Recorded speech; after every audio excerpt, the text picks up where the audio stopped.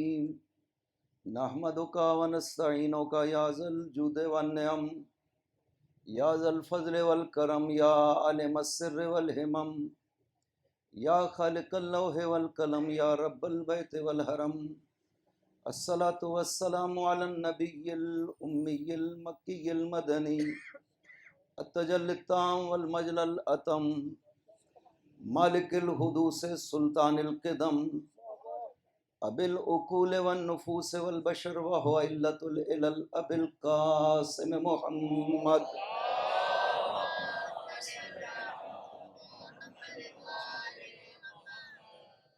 وعلى ابن عمه ووارث علمه وخليفته سید الاولیاء والوصیین امیر المؤمنین وعلى السیدة المعصومة الجلیلہ التي هي جوہرة القدس من الکنز الخفی بدت فابدت عالیات الاحرف ام ائمة الغر بل ام ابیها سیما بقیت اللہ العظم فی الارضین روحی لہ الفدا و ارواح العالمین ولعنۃ اللہ علی اعدائہم اجمعین اما بعد بسم اللہ الرحمن الرحیم انما ولیکم اللہ ورسولہ والذین آمنوا الذین یقیمون الصلاة ویؤتون الزکاة وهم راکعون ومن یتول اللہ ورسولہ والذین آمنوا فإن حزب اللہ هم الغالبون صلوات محمد اللہم صلی علی محمد وآل محمد وعجل فرجہم۔ آپ جتنے مومنین جمع ہیں اور خداوند عظیم مومنین کی دعاؤں کو قبول فرماتا ہے، لہٰذا بانیان مجلس جناب مرحوم مغفور سید اصغر علی شاہ، ان کے ایصال ثواب کے لیے، ان کے اہلیہ کے ایصال ثواب کے لیے ایک مرتبہ سورہ فاتحہ، 3 مرتبہ سورہ توحید کی تلاوت کرتے ہیں۔ بسم اللہ الرحمن الرحیم الحمد للہ رب العالمین الرحمن الرحیم مالک یوم الدین ایاک نعبد و ایاک نستعین اہدنا الصراط المستقیم صراط الذین انعمت علیہم غیر المغضوب علیہم ولا الضالین۔ بسم اللہ الرحمن الرحیم قل هو اللہ احد اللہ الصمد لم یلد ولم یولد ولم یکن له کفوا احد۔ بسم اللہ الرحمن الرحیم قل هو اللہ احد اللہ الصمد لم یلد ولم یولد ولم یکن له کفوا احد۔ بسم اللہ الرحمن الرحیم قل هو اللہ احد اللہ الصمد لم یلد ولم یولد ولم یکن له کفوا احد۔ اللہم بحق زہرا و ابیہا و بالہا و بنیہا اغفر للمؤمنین والمؤمنات والمسلمین والمسلمات، خصوصاً اغفر للمرحوم المغفور سید اصغر علی شاہ وزوجتہ واحشرہما مع الائمۃ المیامین برحمتک یا ارحم الراحمین صلوات بر محمد وآل محمد۔ اللہم صلی علی محمد وآل محمد وعجل فرجہم۔ 1445 ہجری کا ماہ محرم شروع ہوا آج۔ خداوند عظیم کا یہ معجزہ ہے کہ یہ ذکر مقدس ختم کرنا چاہتی تھی دنیا، خدا نے اسے ختم نہیں ہونے دیا۔ دن بدن، سال بسال پہلے سے زیادہ یہ ذکر مقدس ہو رہا ہے، اور قیامت تک کے لیے یہ ضمانت دی گئی ہے کہ یہ ذکر اسی طرح جاری و ساری رہے گا۔ یہ عبادت خدا ہے، جیسے ماہ رمضان عبادت خدا ہے، محرم بھی اسی طرح عبادت خدا ہے۔ ماہ رمضان میں حدیث ہے کہ آپ کی سانسیں تسبیح ہیں اور آپ کی نیند عبادت ہے۔ ماہ رمضان کے بارے میں، محرم کے بارے میں بھی بالکل یہی حدیث ہے، نفس المحموم فیہ تسبیح وہمہ لنا عبادت، کہ جو غم میں بیٹھا ہوا سانس لیتا ہے وہ تسبیح خدا شمار ہے۔ جو یہاں بیٹھے ہیں، مجلس حسین میں بیٹھے ہیں، غم حسین میں ہے، گھر میں ہے، آپ جو سانس بھی لیتے ہیں یہ تسبیح خدا شمار ہوتا ہے۔ وَهَمُّهُ لَنَا عِبَادَةٌ، اور جو حسین کے لیے آپ غم کرتے ہیں یہ عبادت خدا ہے، معمولی عبادت بھی نہیں ہے، افضل ترین عبادت خدا ہے، غم حسین میں گریہ کرنا۔ بہت بڑی منزل ہے، بہت بڑا شرف ہے اگر انسان مجلس حسین میں آئے اور پھر اس کی آنکھوں سے آنسو بہہ نکلے غم حسین میں۔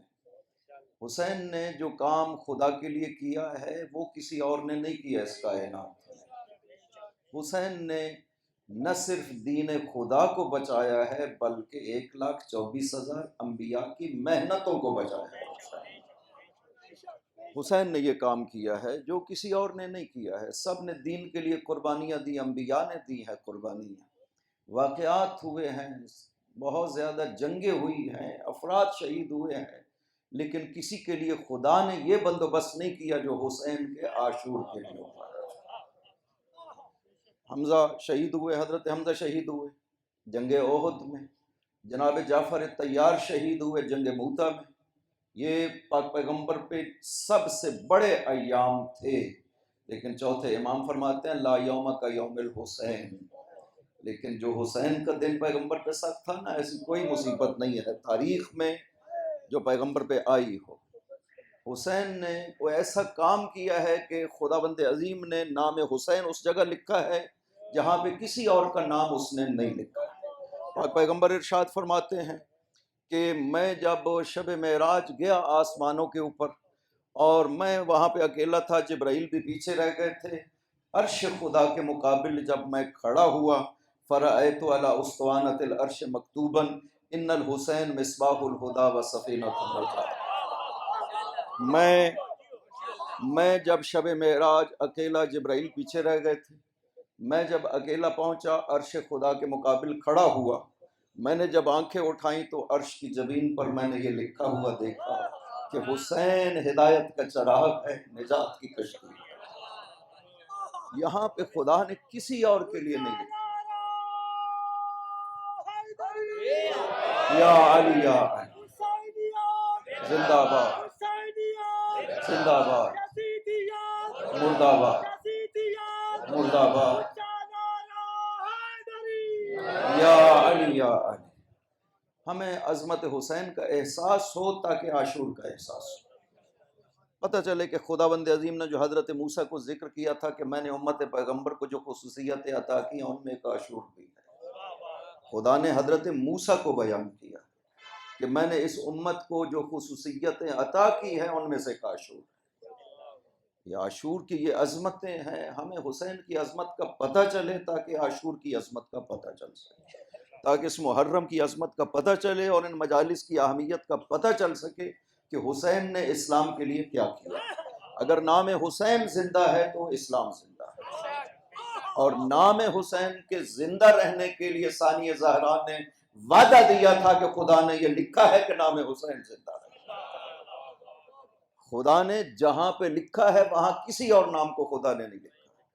پیغمبر اکرم فرماتے ہیں میں نے وہاں پہ دیکھا جبین عرش پہ یہ لکھا ہوا ہے کہ ان الحسین مصباح الہدی و سفینۃ النجات و امام عز و شرف و برکت، امام عزت کا امام، شرف کا امام، برکت کا امام۔ نہ پیغمبر اکرم کا نام لکھا خدا نے، نہ مولا امیر کا نام لکھا ہے تو صرف حسین کا نام لکھا ہے۔ اس کی وجہ کیا ہے؟ عرش الہی پر صرف اور صرف نام حسین۔ آٹھویں امام سے سوال کیا گیا یابن رسول اللہ، یہ صرف حسین کے لیے کیوں ہے؟ سفینۃ النجات، نجات کی کشتی ہے، اور مصباح الہدی، ہدایت کے چراغ، صرف حسین کے لیے کیوں ہے؟ باقی ائمہ نہیں ہے اس طرح۔ فرمایا کلنا سفن النجات، ہم سب نجات کی کشتی ہیں، ولیکن سفینۃ الحسین اسرع و اوسع، لیکن حسین کی کشتی وسیع بھی ہے اور تیزی سے بھی ہے۔ یہ خصوصیت صرف حسین کی۔ اس کشتی پر جو بھی سوار ہو گیا خدا کا وعدہ ہے کہ میں اسے معاف کر دوں۔ اگر حسین خدا کے لیے دعا خدا سے کر دینا کسی کے لیے، یہ یقین ہے کہ خدا اسے معاف کر دیتا۔ پانی مانگنے کے لیے، بارش کی دعا کے لیے مولا امیر کے پاس آتے ہیں کوفہ کے لوگ، یا امیر المؤمنین دعا فرمائیے بارش نہیں ہو رہی، فرمایا حسین کو بولا۔ مولا امیر خود کہا حسین کو بولا، کہا مولا آپ خود جو تشریف فرما، آپ دعا کریے نہ، فرمایا نہیں، اس لیے کہ خدا حسین کی بات کو رد نہیں کرتا۔ اس لیے کہ حسین نے ایک دن میں صبح عاشور سے لے کر عصر عاشور تک حسین نے وہ قربانیاں بارگاہ خدا میں پیش کی کہ کائنات میں ان جیسا کوئی نہیں تھا. یہ 8ویں امام کے لفظ کہ 18 رجلا قد استشهد مع الحسین 18 رجلا من اہل بیت. حسین کے ساتھ اہل بیت حسین کے 18 افراد شہید ہوئے ہیں. ما لہم فی الارض شبیہون، زمین میں ان جیسا کوئی نہیں. عجیب ہے کہ ہر قربانی پر حسین نے اظہار کیا، لوگوں کو بتایا، جانتے ہو یہ جانے والا کون ہے، یہ کتنا عظیم ہے. لیکن کسی مرحلے میں حسین کے قدموں میں ذرہ برابر بھی لغزش پیدا نہیں. یہ کیا سمجھتے ہیں کہ یہ 61 ہجری کا واقعہ ہے؟ ایک زمانے میں محدود جنگ تھی، بعض افراد 72 ایک طرف سے اور ہزاروں دوسری طرف سے، یہ جنگ تھی، وہ ختم ہو گئی. نہیں، یہ مارکہ وہ مارکہ نہیں ہے جو ایک محدود زمانے میں انجام پایا. یہ حق و باطل کی جنگ ہے، یہ خدا و ابلیس کی جنگ ہے جو کربلا میں. آدم کے مقابل میں ابلیس نے صرف زبان سے خدا سے مقابلہ کیا تھا، لیکن کربلا میں ابلیس اپنے سارے لشکروں کو لے کر کے آیا تھا خدا کے مقابل. لہٰذا صرف خداوند نہیں، سارے کے سارے انبیاء دیکھ رہے تھے اس منظر کو جو حسین نے کربلا میں جنگ کو بپا کیا ہے. یہ مارکہ حق و باطل ہے جو قیامت تک کے لیے فیصلہ کر دیا ہے حسین نے کہ یہ آج میں جو حق کو کامیابی اور غلبہ عطا کر رہا ہوں، قیامت تک کے لیے باطل جو ہے وہ ختم ہو جائے. حسین نے یہ کام کیا ہے کربلا. یا علی یا علی، زندہ باد، زندہ باد، زندہ باد، مردہ مردہ مردہ آباد.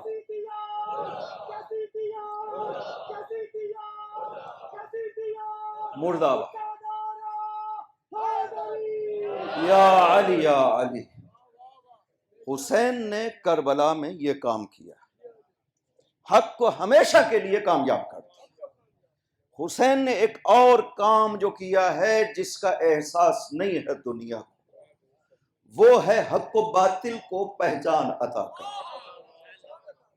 اس سے پہلے نہ حق کو پہچان ملی تھی نہ باطل کو پہچان ملی تھی. غور سے سنیے، حق والوں کے نام سے پہچانا جاتا ہے، جو بھی آتا رہا حق اس کے نام سے پہچانا جاتا ہے. حضرت آدم ہے، حق کا علم اٹھایا، آدم کے نام سے حق کو پہچانا جاتا ہے. اس کے بعد نبی آتے رہے، حضرت نوح تشریف لائے، حق نام نوح کے ذریعے سے پہچانا جاتا ہے. اس کے بعد حضرت موسیٰ آئے، حضرت عیسیٰ آئے. مقابل میں جو باطل آتا رہا، باطل بھی اس مقابل کے نام سے پہچانا گیا. نہ حق کو ایک پہچان ملی نہ باطل کو پہچان ملی. حق پاک پیغمبر کے دور میں آیا، حق محمدی کہلایا، مقابل میں باطل ابو لہبی کہلایا، ابو جہلی کہلایا. حق مولا امیر کے دور میں آیا، حق علوی کہلایا، مقابل میں جو بھی تھا باطل اس کے نام سے پہچانا گیا. لیکن یہی حق و باطل جب حسین کے پاس آتے ہیں نا، تو حسین نے یہ وعدہ کر دیا کہ میں تمہیں پہچان عطا کروں گا قیامت تک کے لیے. اب حق حسینی کہلائے گا اور باطل یزیدی کہلائے گا قیامت تک.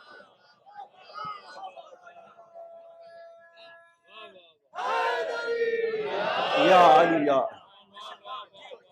اب نام نہیں بدلا جائے گا. اب تاریخ شاہد ہے، آپ شاہد ہیں، اپنے معاشرے میں شاہد ہیں. جو بھی مظلوم اپنے آپ کو سمجھتا ہے وہ کہتا ہے میں حسینی. اپنے مقابل ظالم کو کہتا ہے یہ یزیدی.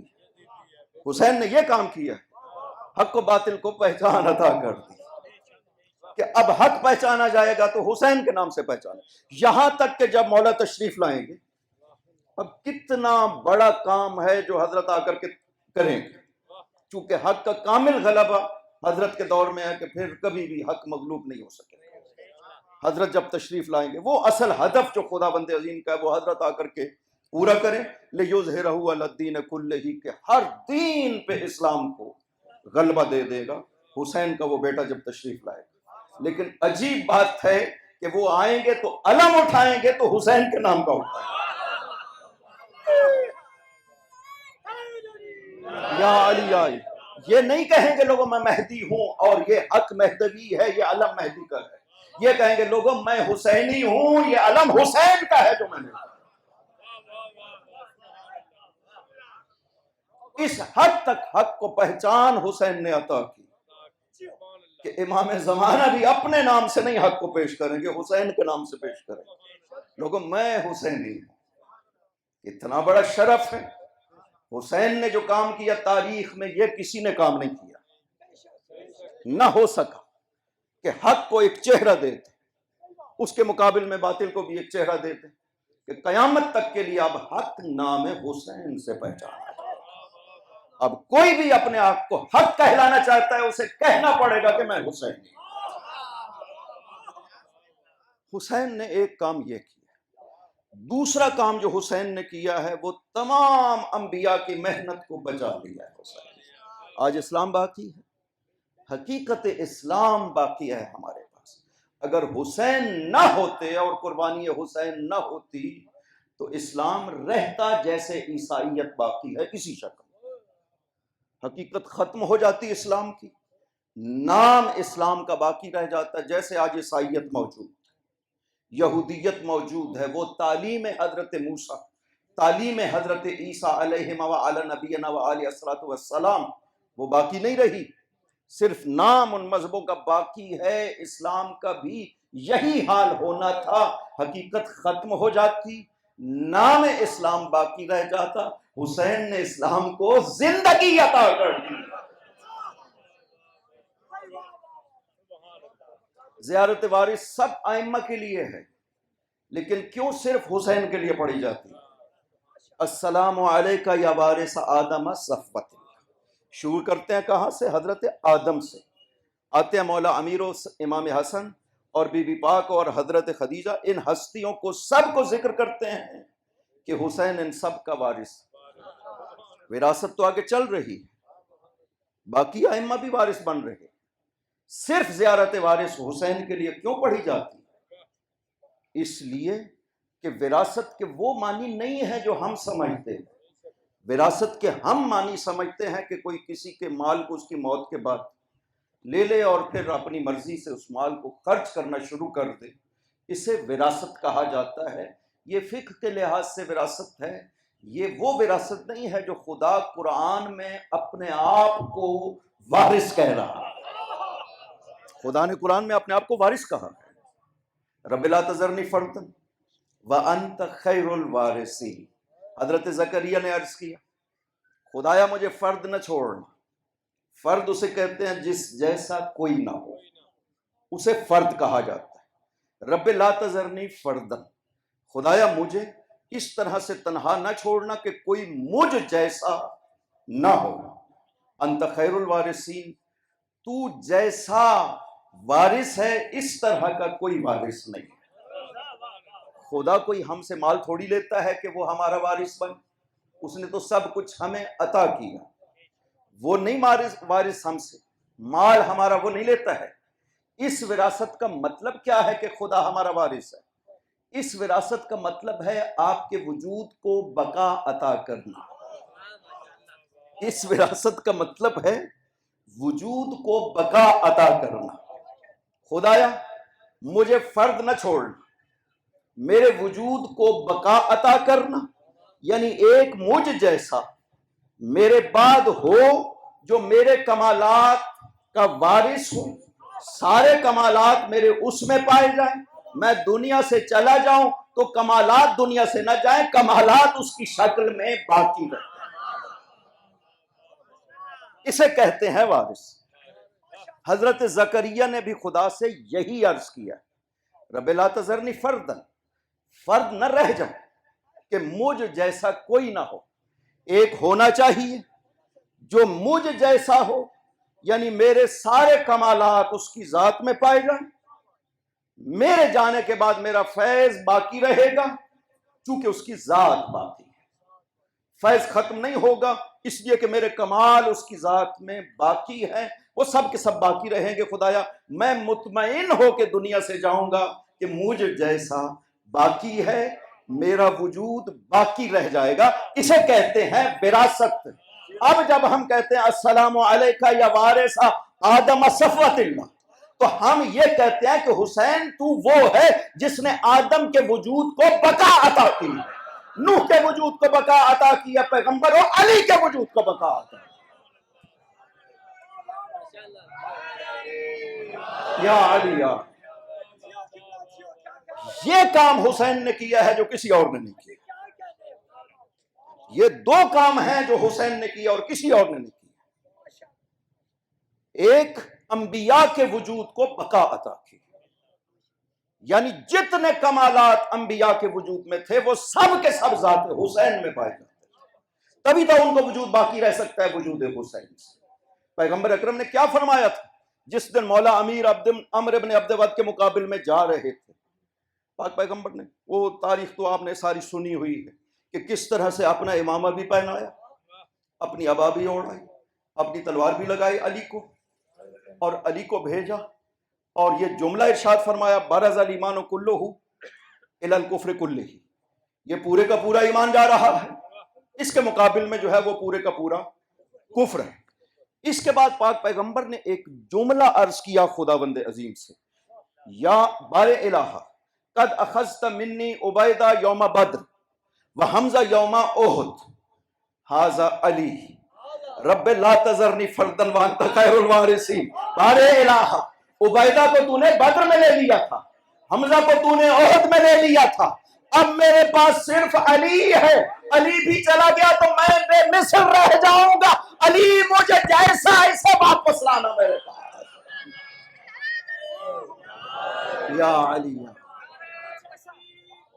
اللہ اکبر یا رسول اللہ یا علی یا علی اللہم صلی علی محمد و آل محمد وعجل فرجہ. فردن کے معنی سمجھ آ گئے؟ پیغمبر نے فرمایا لا تذرنی فردن، خدایا محمد کو بے مثل نہ چھوڑنا. یہ علی سارے وہ کمال رکھتا ہے جو ذات محمد میں پائے گا، لہذا علی ہے تو وجود پیغمبر باقی رہے گا اس کائنات. رد علی علیاً، مجھ پہ علی کو واپس لانا، اس لیے کہ میں اکیلا رہ جاؤں گا. میں محمد چاہتا ہوں میرے بعد میرے کمالات اس کائنات میں باقی رہیں جو صرف ذات علی میں پائے جاتے ہیں کمالات. لہذا یہ کام دو جو سید الشہداء نے کیے نا، یہ کسی اور نے نہیں کیے. عظمت یہ ہے کہ پیغمبر اکرم، یا اللہ ابن مرہ یہ حدیث بیان کرتا ہے جیسے مسند احمد حنبل بڑی بڑی کتابوں میں، جناب حاکم نیشاپوری نے مستدرک میں، جناب احمد ابن حنبل نے مستدرک اپنے مسند میں یہ روایت نقل کی ہے، اور مشہور روایت ہے، سارے محدثین نے، ابن ماجہ نے، ترمذی نے یہ روایت نقل کی ہے کہ یا اللہ ابن مرہ کہتا ہے کہ ہم پیغمبر کی ہمراہی میں تھے، ہمیں ایک جگہ کھانے کی دعوت ملی، شام کا وقت ہے، ہم جب مسجد سے نکلتے فرأیت النبی الحسین، نبی پاک نے حسین کو دیکھا کہ حسین کوچے میں کھڑے ہیں، گلی میں کھڑے ہیں. پاک پیغمبر کے ساتھ ہم اصحاب موجود تھے. پاک پیغمبر آگے بڑھے حسین کی طرف، پیغمبر نے حسین کو پکڑا، زمین پر بیٹھ گئے پیغمبر، اصحاب سب ساتھ ہیں، پاک پیغمبر زمین پر بیٹھ گئے اور حسین کو پکڑا اس طرح سے، ایک ہاتھ رکھا یہاں پر اور دوسرا ہاتھ رکھا پس گردن، چہرہ حسین کو بلند کیا اپنی طرف، اپنے ہونٹوں کو حسین کے ہونٹوں پہ رکھا، اور پھر یہ جملہ ارشاد فرمایا حسین منی وانا من حسین احب اللہ من احب حسین. یہ تین جملے پیغمبر نے ارشاد فرمائے، حسین مجھ سے ہے، میں حسین سے ہوں، اور خدا محبت کرتا ہے ہر اس سے جو حسین سے محبت کرتا ہے. ہر ایک جملہ اپنی جگہ پہ قیامت، جس کو سمجھنے کی ضرورت ہے. حدیث صحیح، کسی محدث نے اس حدیث پہ اعتراض نہیں کیا، سب نے مانا ہے کہ یہ تین جملے پیغمبر اکرم نے ارشاد فرمائے، حسین منی، حسین مجھ سے ہے اور میں حسین سے ہوں. اور تیسرا جملہ بہت ہی عجیب ہے، احب اللہ من احب حسین، مرکز محبت حسین. اگر مرکز بن جائے آپ کی محبتوں کا تو خدا محبت کرنے لگے گا آپ سے. खुदावंद अजीम की मोहब्बत चाहते हैं। हर कोई नेक अमल किस लिए करता है? ताकि खुदा राजी हो जाए, खुदा मुझसे मोहब्बत करने लगे। हम हर नेक काम करते हैं ताकि खुदा हमसे मोहब्बत करे, खुदा हमसे राजी हो जाए। पैगंबर फरमाते हैं तुम हुसैन से मोहब्बत करो, खुदा तुमसे मोहब्बत करने लगेगा।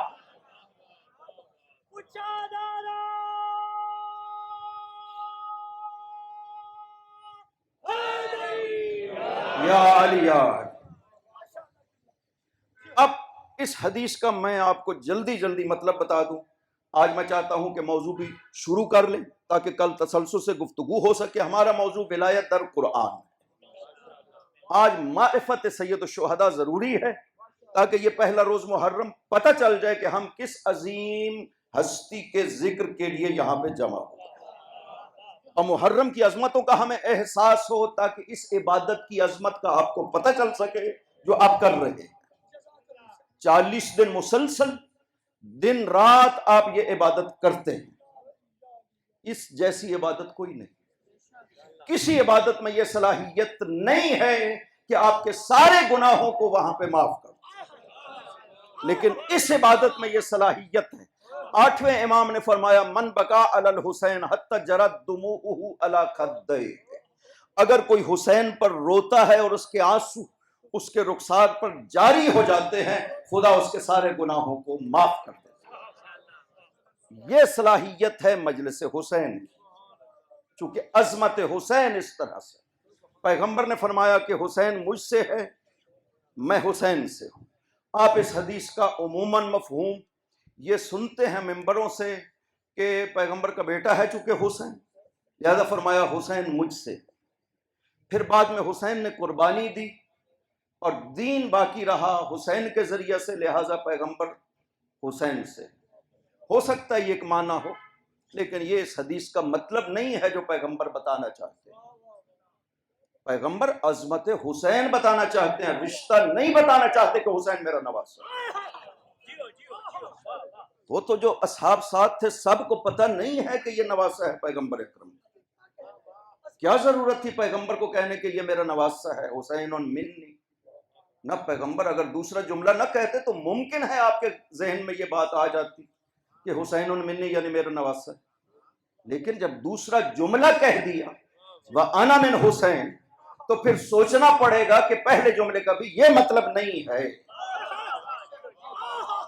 इस दूसरे जुमले ने हमें मुतवज्जे किया है कि पहले जुमले में पैगंबर ने ये नहीं फरमाया। एक और हदीस सुनाता हूं। हुज़ैफा यमानी को सैयद शुहदा बचपन में पाक पैगंबर चुके हयात में ये जुमला इरशाद फरमाया कि इन्ना तुगाता बनी उमैया तख्तुलुनी व यक़दमुहुम उमर इब्न साद। मुझे बनु उमैया के बागी कत्ल करेंगे और उमर इब्न साद सबसे आगे होगा। ये जुमला जब हुज़ैफा को कहा ना आपने, शहादत से सैयद शुहदा ने लगभग कोई 52 साल पहले ये जुमला इरशाद फरमाया अपने बचपन में। हुज़ैफा सहाबी है पाक पैगंबर के। जब ये सुना ना जुमला हुसैन से, फौरन सवाल किया कि कद अखबरका अन नबी, क्या आपको नबी ने यह खबर दी है जो आप मुझे बता रहे हैं? फरमाया नहीं, मुझे नाना ने नहीं बताया, मैं अपने इल्म से कह रहा हूं कि मुझे बनु उमैया के तागी कत्ल करेंगे और उमर इब्न साद सबसे आगे होगा। हुज़ैफा जब सुना तो बहुत ताज्जुब किया और दौड़े सीधे पैगंबर की खिदमत में, कहा या रसूल अल्लाह, हुसैन ने मुझे ये कहा है। और जब मैंने पूछा कि आपको नबी ने बताया तो हुसैन ने कहा नबी ने नहीं बताया। पाक पैगंबर ने अजीब जवाब दिया, कहा हुसैन ने जो फरमाया वो दुरुस्त है, ये मैंने हुसैन को नहीं बताया, लेकिन कोई फर्क नहीं करता, इसलिए कि इल्मुहु इल्मी व इल्मी इल्मुहु, हुसैन का इल्म मेरा इल्म है और मेरा इल्म हुसैन का इल्म है।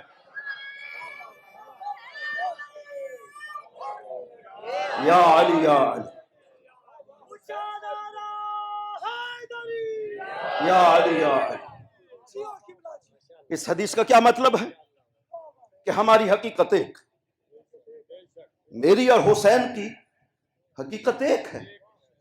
तभी तो हो सकता है कि मेरा इल्म उसका इल्म है और उसका इल्म میرا علم ہے، یعنی میری اور حسین کی حقیقتیں. یہیں سے سمجھ آ گیا کہ یہی جملہ مولا علی کے بارے میں فرمایا، امام حسن کے بارے میں فرمایا، سیدہ کے بارے میں فرمایا. پیغمبر علی صحیح بخاری میں موجود ہے کتاب الصلح، یا علی انت منی و انا منک، علی تو مجھ سے ہے میں تم سے ہوں. بی بی پاک کے بارے فرمایا بضعۃ منی، وہ میرا حصہ ہے. امام حسن کے بارے فرمایا انہ منی و انا منہ، حسن مجھ سے ہے میں حسن سے ہوں. اب پتہ چل گیا کہ پیغمبر تو ایک اور حقیقت کی طرف متوجہ کرنا چاہتے ہیں جسے آپ سمجھنا نہیں چاہتے تھے. پیغمبر یہ بتانا چاہتے ہیں کہ ان ہستیوں کو مجھ محمد سے جدا نہ سمجھنا، ان کا وجود وجود محمد کا عین ہے.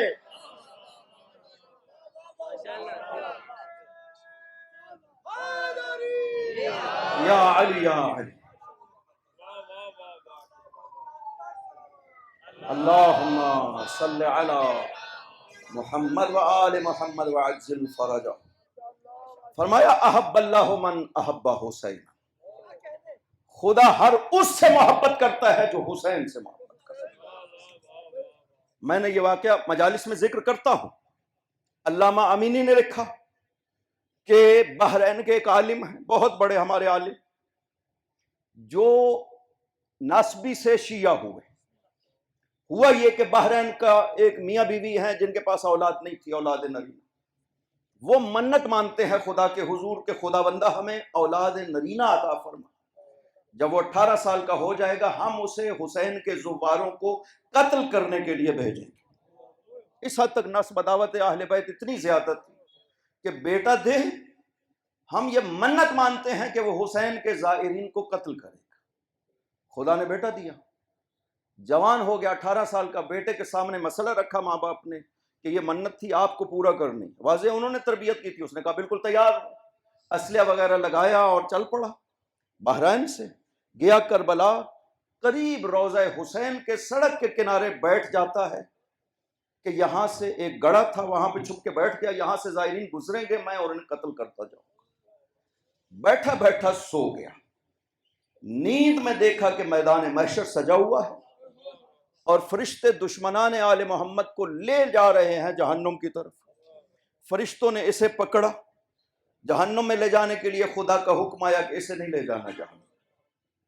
فرشتوں نے عرض کی ابار الہ یہ حسین کے زائرین کے قتل کرنے کے لیے آیا. فرمایا نہیں، ابھی اس نے قتل کوئی نہیں کیا تھا، میں نے اسے معاف کر دیا. فرشتوں نے پوچھا بار الہ کیوں معاف کر دیا؟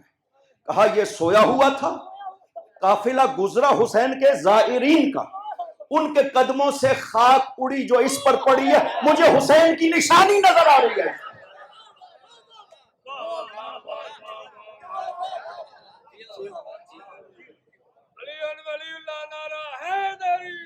یا علی یا توحید حق کی خواہش ہے تو پھر کر کو بلا چل.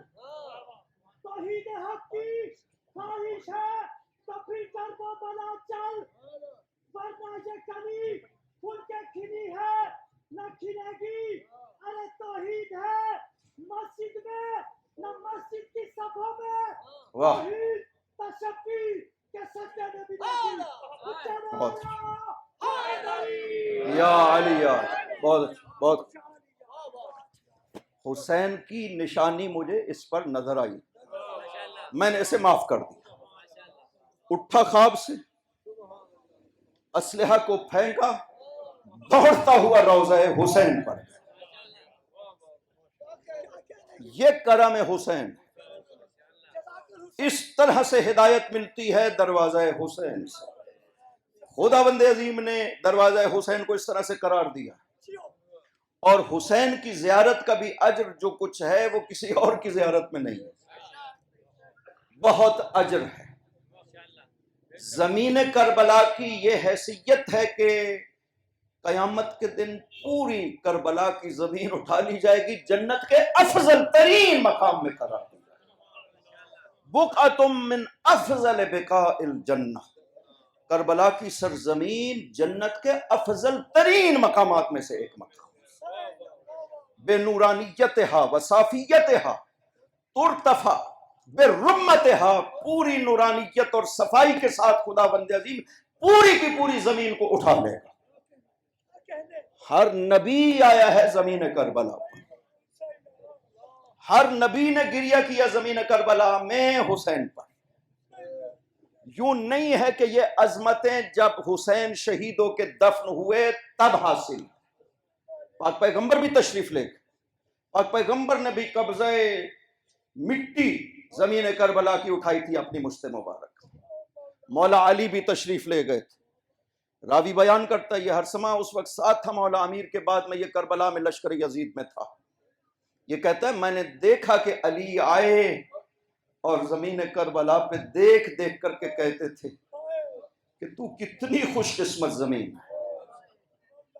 علی کہہ رہے تو کتنی خوش قسمت زمین، مٹی اٹھا اٹھا کر کے سونگ رہے تھے، پھر گریہ کرتے تھے کیا کیا انہوں نے میرے حسین نے، اجرکم علی اللہ۔ پوچھا، ہرسمہ کہتا ہے میں نے پوچھا مولا یہ تو غیر عباس زمین ہے۔ فرمایا تجھے پتہ چلے گا، وقت جب گزر جائے گا تمہیں پتہ چل جائے گا اس زمین کی حیثیت کیا ہے۔ ہرسمہ جب لشکر یزید میں تھا نا اور اس جگہ پہ اس نے دیکھا حسین کو شہید ہوتے ہوئے، کہتا ہے تب مجھے 61 ہجری میں جا کے پتہ چلا کہ علی کیا کہہ رہے تھے۔ لہٰذا خداوند عظیم نے یہ جو عہد تھا حسین کا خدا سے، یہ کسی اور نے نہیں باندھا ہے سوائے حسین ابن علی۔ بہت مشکل منزل تھی، نبیوں نے بڑی بڑی قربانیاں پیش کر دی۔ حضرت ابراہیم نے بیٹا قربان کیا بارگاہ خدا، خداوند عظیم نے کہا 90 سال کی عمر میں اسماعیل ملا تھا حضرت ابراہیم، دعا مانگتے رہے خدایا مجھے بیٹا عطا فرما۔ 90 سال عمر تھی جب حضرت اسماعیل دنیا میں تشریف لایا، 13 سال کا ہو گیا، جوان ہو گیا۔ کہا ابراہیم مجھ سے کتنی محبت کرتے ہو؟ کہا بار الہ بہت زیادہ، بیان نہیں کر سکتا۔ کہا ابراہیم ثابت کرو گے؟ کہا خداوند حاضر ہوں، ثابت کروں۔ کہا ابراہیم اپنے اسماعیل کو ذبح کرو۔ عرض کیا ٹھیک ہے بار الہ۔ اسماعیل کو کہا کہ اسماعیل خدا نے یہ حکم دیا، آپ کیا کہتے ہو؟ عرض کیا ستجدنی یا ابت افعل ما تؤمر، بابا آپ کریں مجھے صابر پائیں گے۔ لے گئے حضرت ابراہیم، گھر مینا کی اس طرف تھا، وہاں سے لے کر کے چلے آج جہاں جمرات ہیں یہاں تک آئے تھے، اور شیطان نے 3 جگہوں پہ حضرت ابراہیم کو گمراہ کرنے کی وسوسے ڈالنے کی کوشش کی۔ حضرت ابراہیم نے پتھروں سے شیطان کو بھگایا۔ جب اسماعیل کو ذبح کرنا چاہتے تھے نا تو خود اسماعیل نے کہا بابا اپنی آنکھوں پہ پٹی باندھ لو اور میرے بھی ہاتھوں کو باندھ۔ بابا ہو سکتا ہے برداشت نہ ہو پائے، آپ میری آنکھوں پہ پٹی اپنی آنکھوں پہ پٹی باندھ لیں۔ بابا یہ چھری چلتے ہوئے آپ نہیں دیکھ سکیں گے۔ اپنی آنکھوں پہ پٹی باندھی، اسماعیل کے ہاتھوں کو باندھا، چھری چلائی نہیں کاٹ رہی ہے گلے اسماعیل کو، 3 مرتبہ چلائی نہیں کاٹ، زور سے پتھر پہ ماری، چھری پتھر کٹ گئے۔ کہا وجہ کیا ہے؟ چھری کو مخاطب کر کے کہا وجہ کیا ہے؟ پتھر کو کاٹ دیا، اسماعیل کے گلے کو نہیں کاٹا۔ کہا ان الخلیل یأمرنی والجلیل ینہانی، لوہا بول پڑا کہ جلیل حق خدا مجھے حکم دیتا ہے نہیں کاٹنا، تو خلیل کہتا ہے میں کاٹوں، کیسے خدا کی نافرمانی کر سکتا؟ ابراہیم نے خدا سے یہ عرض کیا بار الہ میں تکلیف برداشت کر لیتا اپنے بیٹے کی، مجھے یہ زیادہ عزیز ہے تیرے راہ میں۔ خدا نے یہاں پہ کچھ سوال کیے ابراہیم سے، ابراہیم یہ بتاؤ اس کائنات میں سب سے زیادہ محبوب تمہیں کون؟ کہا بار الہ تیری پوری مخلوق میں تیرا حبیب محمد مجھے سب سے زیادہ محبوب۔ کہا ابراہیم یہ بتاؤ کہ اپنی جان تمہیں زیادہ عزیز ہے یا محمد؟ کہا نہیں بار الہ محمد زیادہ عزیز۔ ज्यादा मोहब्बत।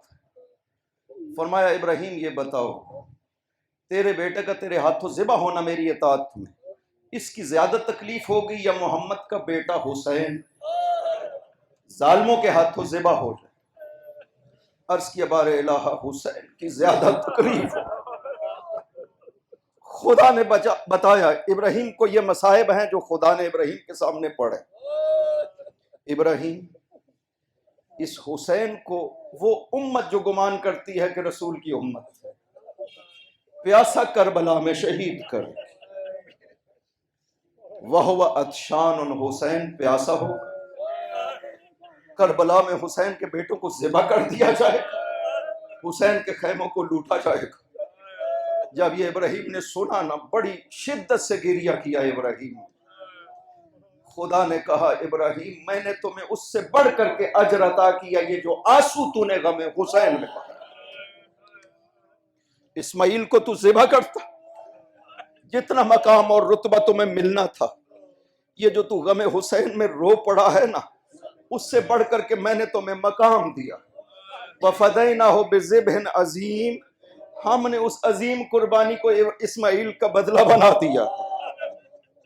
अजरुकुम अलल्लाह, ये है हुसैन, खुदावंद अजीम ने जिसको इब्राहिम के लिए जिक्र किया। इब्राहिम, मैंने वो कुर्बानी दे दी। एक खुसूसियत जो हुसैन में रही, आले मोहम्मद में किसी में नहीं पाई जाती है, वो ये है कि आल हुसैन को न गुस्ल मिला है न कफन मिला। इब्ने अब्बास ये रिवायत बयान करते, अजरुकुम अलल्लाह। इब्ने अब्बास कहते हैं कि पाक पैगंबर ने जोहर की नमाज पढ़ाई, उसके बाद चेहरा मुबारक को हमारी तरफ किया और मौइज़ा शुरू किया। इसी इसना में दरवाजे से हसन और हुसैन दाखिल हुए। पाक पैगंबर ने हसन को दाएं जानू पे बैठाया, हुसैन को बाएं जानू पे बैठाया, बोसे लेने शुरू किए। जब हसन के बोसे ले रहे थे तो हसन के लबों को चूमते थे, लेकिन जब हुसैन की तरफ तवज्जो की ना, तो हुसैन के लबों को नहीं चूमा। पैगंबर ने हुसैन के गले के बोसे लेने शुरू किए। हुसैन उठे, घर तशरीफ ले, मां से जाकर यह सवाल किया, अम्मा मेरे मुंह की खुशबू को तो सूंघ। बीबी ने सूंघ करके फरमाया, बेटा मुश्क अंबर से ज्यादा खुशबू है। सवाल किया, फिर अम्मा क्या वजह? नाना भैया हसन के लबों को चूमते हैं, लेकिन जब मुझे चूमा है ना अम्मा, तो मेरे लबों को नहीं चूमा, मेरे गले को चूमा। बीबी ने हुसैन को साथ लिया, तशरीफ लाई पाक पैगंबर की खिदमत में, सलाम अर्ज की। कहा बाबा सवाल। कहा बेटी पूछो।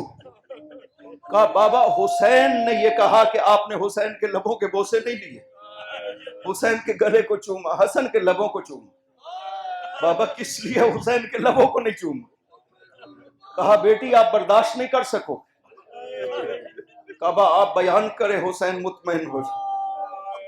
कहा बेटी इसलिए कि मेरे बाद मेरे हसन को जहर मिले, जहर से मेरे बेटे हसन का जिगर कट कट करके मुंह से गिरे।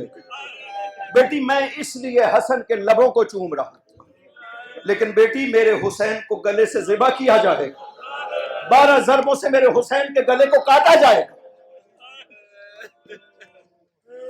जब ये बयान किया ना, तो बीबी ने सवाल किया, बाबा ये मदीना में होगा या मदीना से बाहर होगा? फरमाया नहीं बेटी, मदीना से बाहर करबला में होगा। अब सवाल करने शुरू किए, बाबा आप मौजूद होंगे? फरमाया नहीं मैं नहीं हूं। फरमाया हुसैन के बाबा अली? फरमाया नहीं वो भी नहीं होंगे। पूछा मैं? फरमाया नहीं आप भी नहीं हो। कहा भैया हसन? फरमाया बेटी हसन भी नहीं हो। जब ये सवाल किया ना, अब बीबी ने एक सवाल किया, बाबा मैं युगस्सिलहु व युकफ़िनुहु व यबकी अलैह। बाबा ये तो बताओ, अगर हम में से कोई भी नहीं होगा, मेरे हुसैन को कौन गुस्ल देगा, कौन कफन देगा, कौन गिरिया करेगा? पैगंबर ने फरमाया बेटी तेरे हुसैन को न गुस्ल दिया जाएगा, न कफन दिया जाएगा, 3 دن تک لاش حسین کربلا کی ریت پر پڑی رہے گی. اجرکم علی اللہ.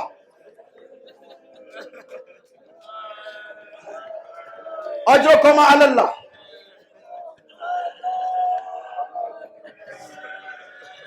اب بی بی نے سوال کیا میں یبکی علیہ، بابا میرے حسین پر گریہ کون کرے گا جب ہم نہیں ہوں گے؟ کون میرے حسین پر رونے والا ہوگا؟ فرمایا بیٹی یہ قوم آئے گی جس کے جوان تیرے حسین کے جوانوں پہ روئیں گے، اور جس کے بوڑھے تیرے حسین کے بوڑھوں پہ روئیں گے، جس کی عورتیں تیرے حسین کی عورتوں پہ روئیں گے. بیٹی نے سوال کیا بابا آپ ان سے کیا کریں گے؟ فرمایا قیامت کے دن ان کے ہاتھوں کو پکڑ کر جنت میں لے جاؤں گا جو میرے حسین پہ روئیں. اجرکم علی اللہ. وہی حسین مدینہ چھوڑنے پہ مجبور ہوا، شہر رسول. تفصیل میں بیان کروں گا آپ کو.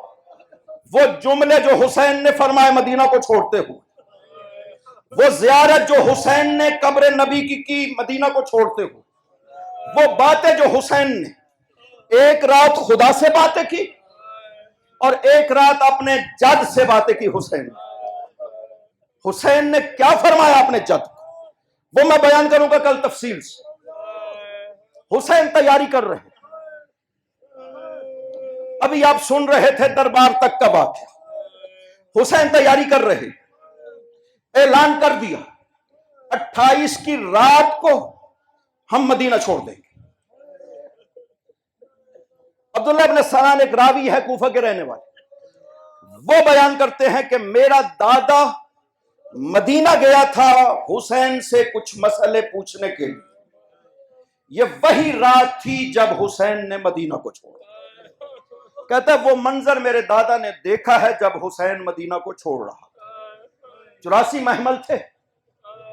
حسین وہ کہتا ہے میں نے دیکھا کہ دروازہ در دولت کے اوپر حسین نے کرسی لگائی ہوئی ہے، تشریف فرما.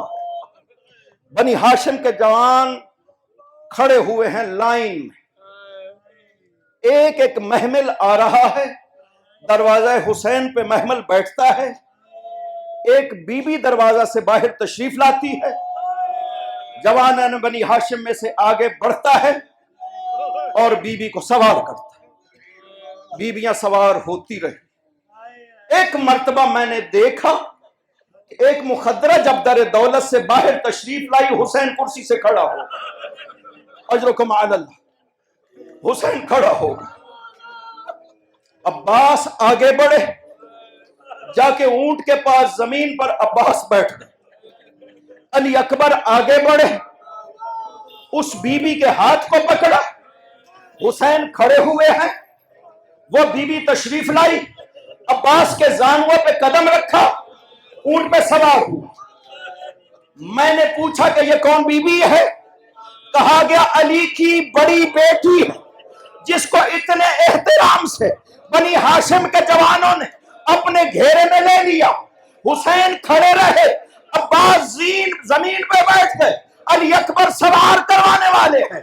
میں کہوں گا مولا یہی آپ کی بہن ہے، اور شام غریبہ کوئی سوار کروانے والا نہیں، اکیلی رہ گئی علی کی بیٹی. اَسَيَعْلَمُ الَّذِينَ ظَلَمُوا أَيَّ مُنْقَلَبٍ يَنْقَلِبُونَ. خداوندہ صدقہ محمد و آل محمد.